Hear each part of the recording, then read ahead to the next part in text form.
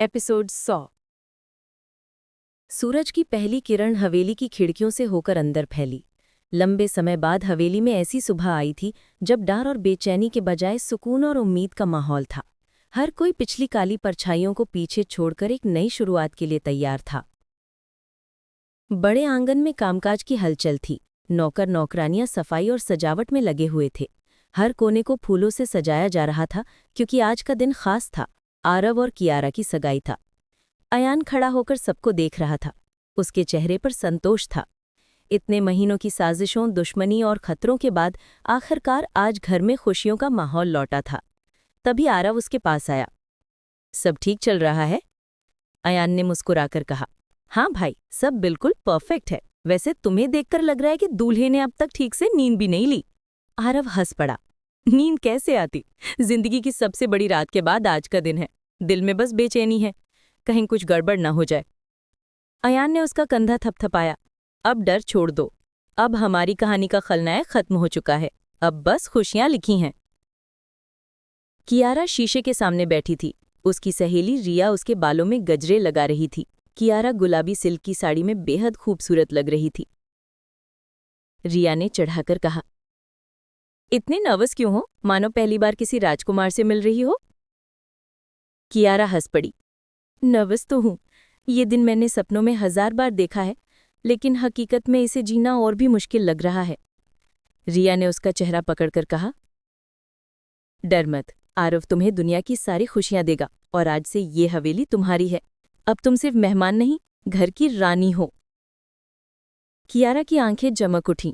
उसके दिल में एक अजीब सी खुशी और घबराहट का संगम था।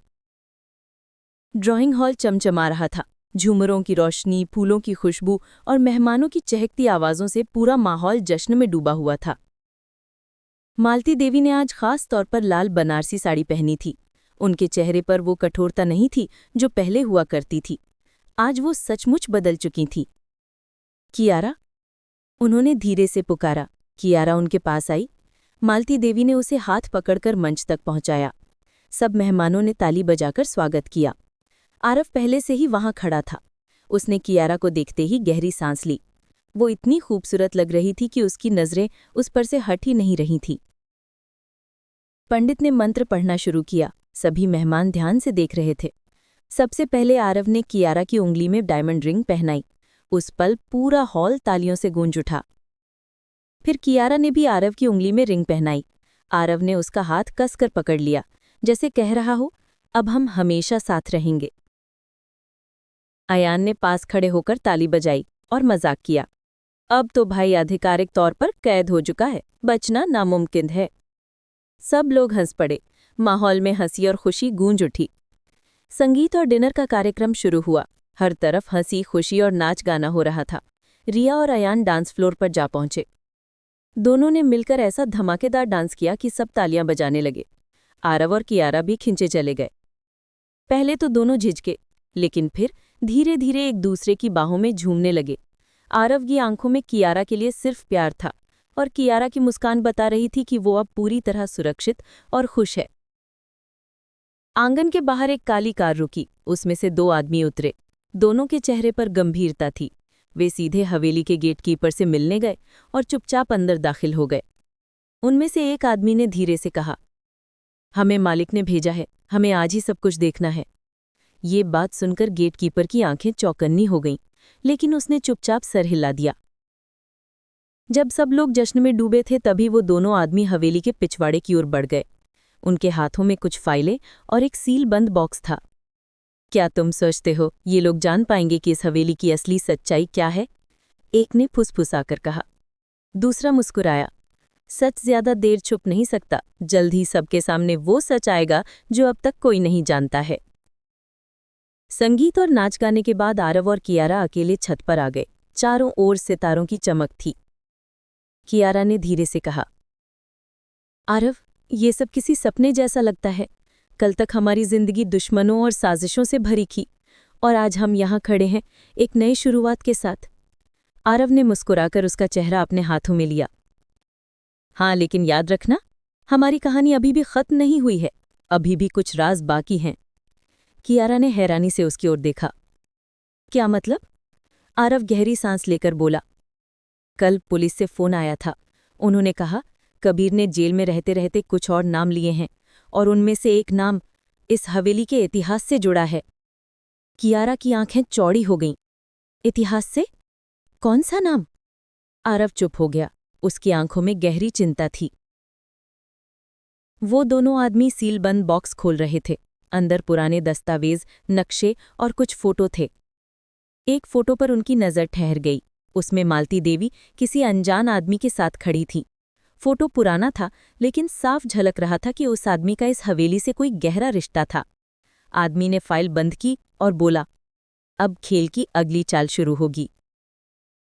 हवेली के आंगन में अब भी जश्न की गूंज थी। मेहमान एक एक करके विदा हो रहे थे, लेकिन घर के लोग अभी तक उत्साह में थे। सबको लग रहा था कि अब इस परिवार की जिंदगी में सुकून और खुशी के दिन शुरू हो गए हैं। मगर किसे पता था कि असली कहानी अभी बाकी है। अगली सुबह सूरज की किरणें आंगन में फैल रही थीं। कियारा खिड़की से बाहर देख रही थी। उसके चेहरे पर अब भी कल रात की चमक थी। मन ही मन उसने सोचा, अब सब ठीक है, अब जिंदगी में सिर्फ प्यार और चैन है। तभी दरवाज़ा खटखटाया। अयान अंदर आया। गुड मॉर्निंग भाभी जी, उसने मजाकिया अंदाज में कहा। कियारा हल्के से हंस पड़ी। क्यों, इतनी जल्दी भाभी जी कहने लगे? क्यों नहीं, कल से तो आधिकारिक तौर पर आप हमारी घर की बहू हो ही गई हैं। अयान ने हंसते हुए जवाब दिया। फिर उसके चेहरे पर गंभीरता आ गई। लेकिन एक बात बताऊं, कल रात मैंने हवेली के पिछवाड़े ने 2 अनजान लोगों को घूमते देखा। मुझे अजीब सा लगा। कियारा चौंक गई। क्या? अनजान लोग? किस लिए आए होंगे? अयान ने सिर हिलाया। पता नहीं, लेकिन मुझे लगता है कि कोई नया खेल शुरू हो चुका है। उधर ड्राइंग रूम में आरव अपनी मां मालती देवी के साथ बैठा था। टेबल पर पुलिस से आई फाइलें रखी थीं। आरव ने कहा, मां, ये सब दस्तावेज कल रात पुलिस से आए हैं। कबीर ने जेल में कुछ नाम लिए हैं और उनमें से एक नाम आपको जरूर चौंका देगा। मालती देवी ने भौहें से कोड़ ली। कौन सा नाम? आरव ने गहरी सांस ली और धीरे से कहा, विक्रम। मालती देवी के चेहरे का रंग उड़ गया। हाथ से कप छूटकर जमीन पर गिर गया। वो नाम मत लो, उन्होंने कांपती आवाज में कहा। क्यों मां?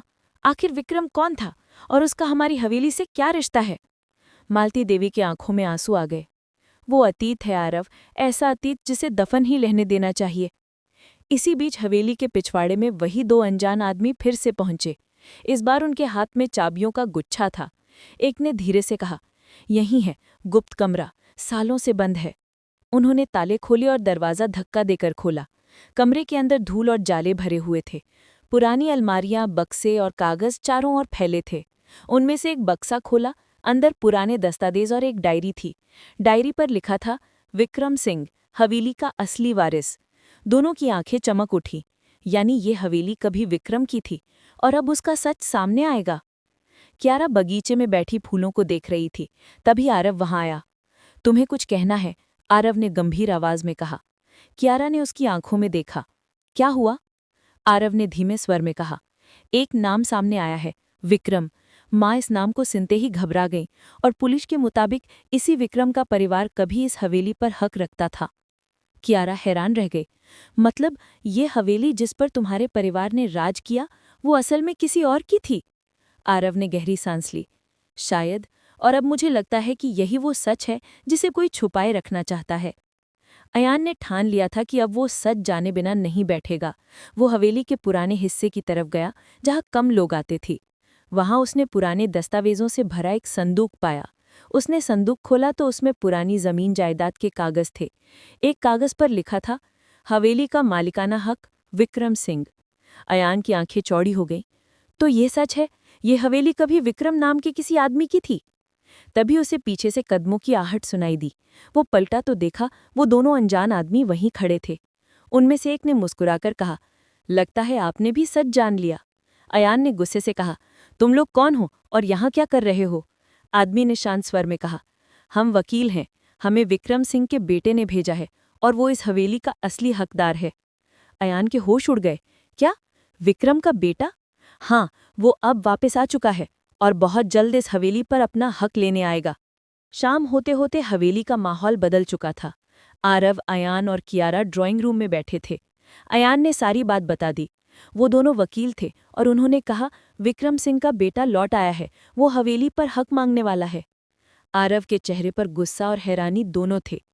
मतलब अब एक नया खेल शुरू होगा और शायद इस बार हमारे अपने घर से ही हमें निकाला जाए। कियारा ने धीरे से आरव का हाथ पकड़ा। हम साथ हैं, चाहे जो भी सच सामने आए, हम डटकर लड़ेंगे। आरव ने उसकी ओर देखा और सिर हिला दिया। रात गहराती जा रही थी। हवेली की दीवारों पर ठंडी हवा के साथ एक नया रहस्य मंडरा रहा था।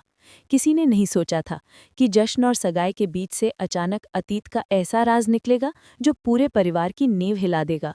अब सवाल ये था कि कौन था विक्रम का बेटा, और क्या सचमुच वो इस हवेली का असली मालिक था। आरव और क्यारा को लगा था कि अब उनके सारे डर खत्म हो चुके हैं, लेकिन असली लड़ाई तो अभी शुरू हुई थी। रात गहराती जा रही थी, लेकिन उस घर के भीतर हर कोई जैसे नींद से कोसों दूर था। हवेली के उस बड़े हॉल में एक अजीब सी बेचैनी पसरी हुई थी। रोशनी तो थी मगर दिलों में अंधेरा था। अयान अपनी कुर्सी पर बैठा था, लेकिन बेचैनी के मारे बार बार उठकर टहलने लगता। उसकी आंखों में क्रोध और चिंता दोनों साथ झलक रहे थे। मीरा सामने बैठी थी, हाथों की उंगलियों को आपस में कसकर पकड़े हुए। उसकी सांसें भारी थीं और चेहरे पर डर साफ दिखाई दे रहा था। ये सब इतना जल्दी जल्दी कैसे हो गया? अयान ने खुद से बड़बड़ाते हुए कहा। मैंने सोचा भी नहीं था कि मामला इस मोड़ पर पहुंच जाएगा। मीरा ने धीमी आवाज में कहा। हमने जितना सोचा था सब उससे कहीं ज्यादा उलझ गया है अयान। अब अगर एक कदम भी गलत उठा तो सब कुछ बर्बाद हो सकता है। अयान ने उसकी तरफ देखा। उसके चेहरे पर एक पल के लिए नरमी आई। फिर उसने गहरी सांस लेकर कहा, मीरा, तुम्हें अब डरने की जरूरत नहीं है। इस खेल में हम अकेले नहीं हैं। दुश्मन चाहे जितना ताकतवर क्यों न लगे, लेकिन उसका असली चेहरा दुनिया के सामने लाना ही होगा। मीरा ने सिर हिलाया, लेकिन उसकी आंखों में अब भी संदेह था। इसी बीच दरवाजे पर दस्तक हुई। सबकी नजरें उधर घूम गईं। दरवाज़ा खुला और अंदर आया वही शख्स जिसकी प्रतीक्षा सब कर रहे थे, राघव।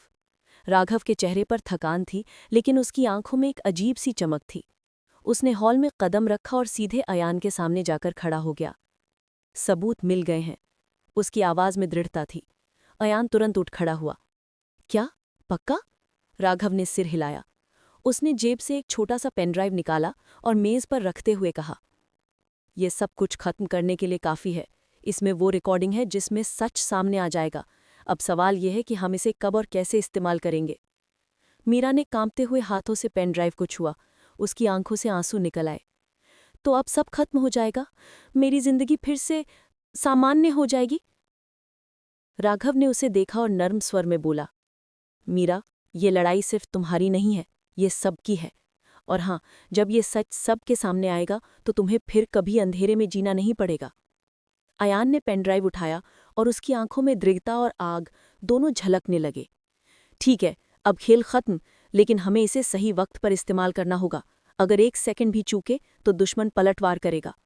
राघव ने हामी भरी। मुझे पता है, और इसीलिए मैंने सब प्लान कर लिया है। कल रात शहर में जो बड़ा कार्यक्रम होने वाला है, वहीं ये रिकॉर्डिंग सार्वजनिक होगी। मीडिया, पुलिस सब मौजूद रहेंगे।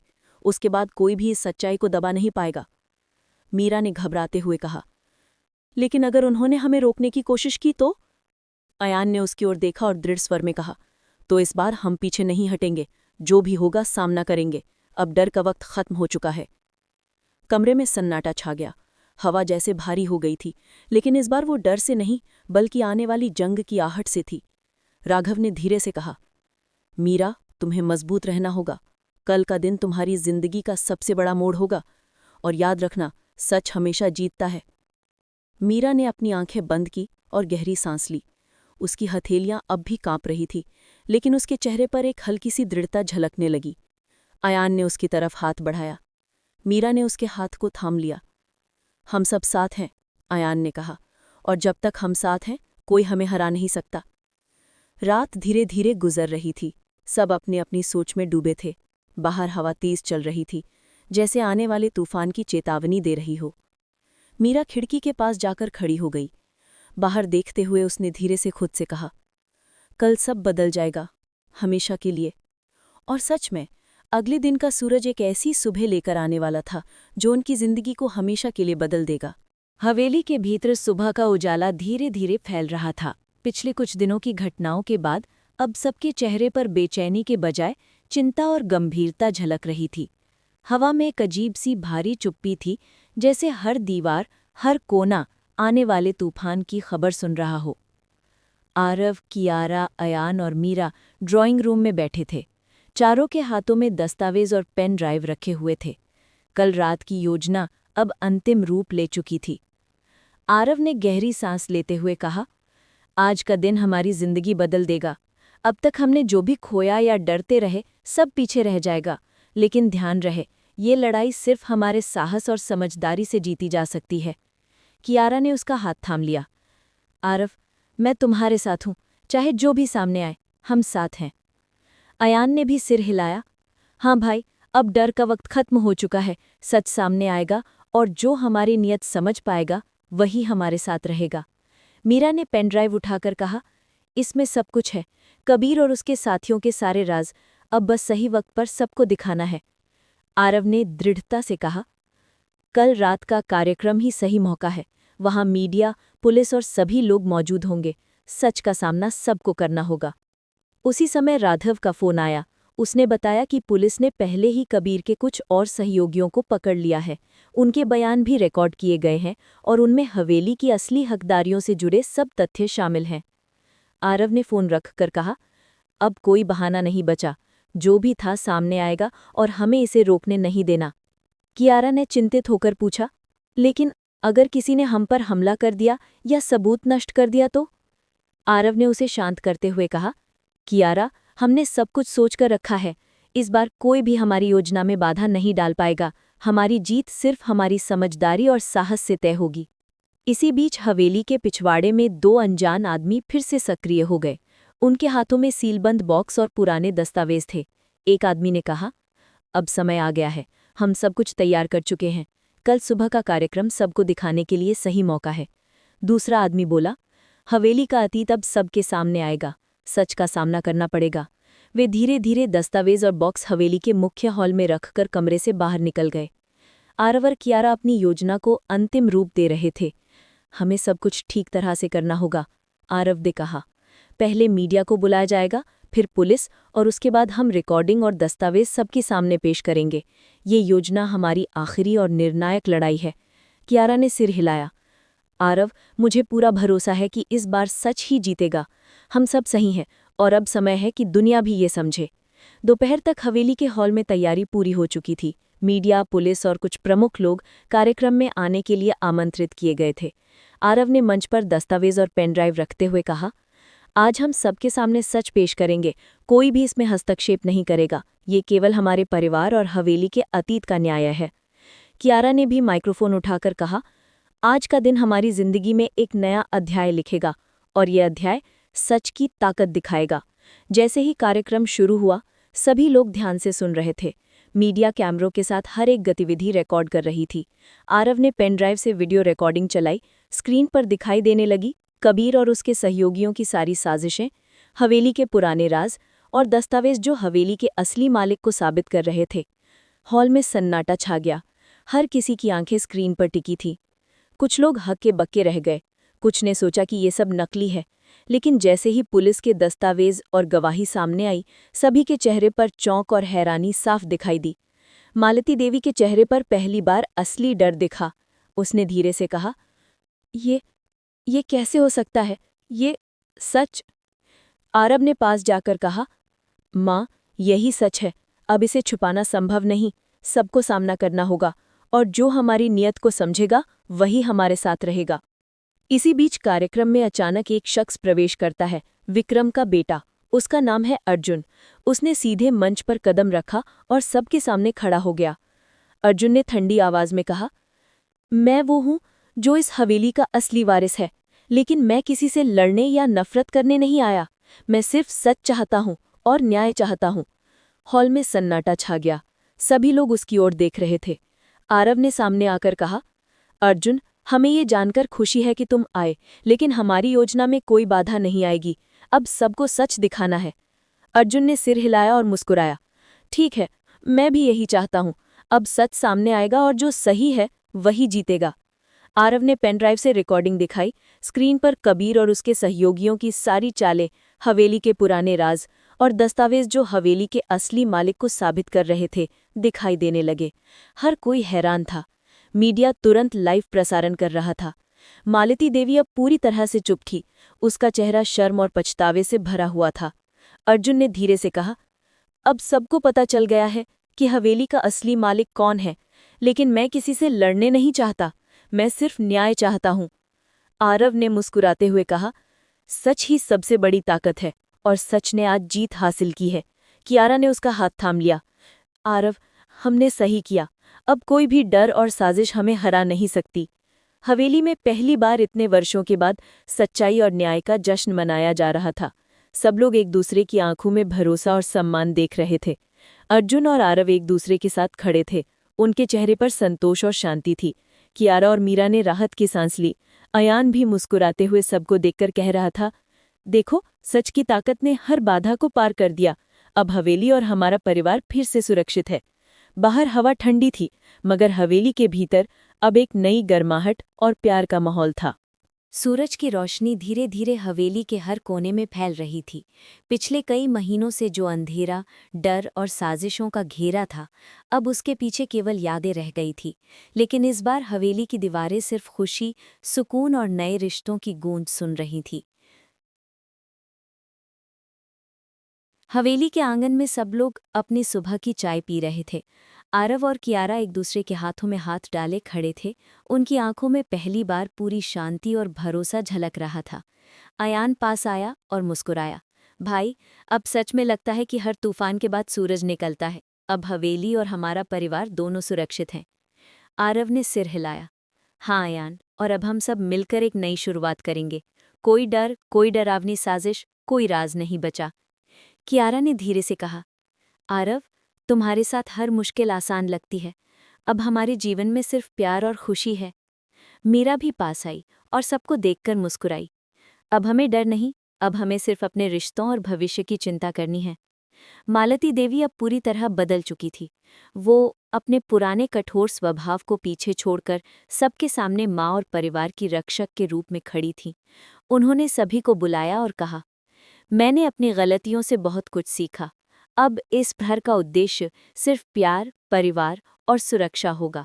कोई भी इस घर को डर, साजिश और धोखे के लिए इस्तेमाल नहीं करेगा। हम सब मिलकर इसे एक सच्चा घर बनाएंगे। आरव ने उनकी ओर देखा और मुस्कुराया। माँ, ये बदलाव देखकर खुशी होती है। अब हम सब मिलकर हवेली को वो प्यार देंगे जो इसे कभी होना चाहिए था। अयान ने भी जोड़ा, हाँ, और अब हमें सबको सिखाना होगा कि सच और निष्ठा सबसे बड़ी ताकत है। अर्जुन, जो कि हवेली का असली वारिस था, अब सबके बीच स्वीकार किया गया।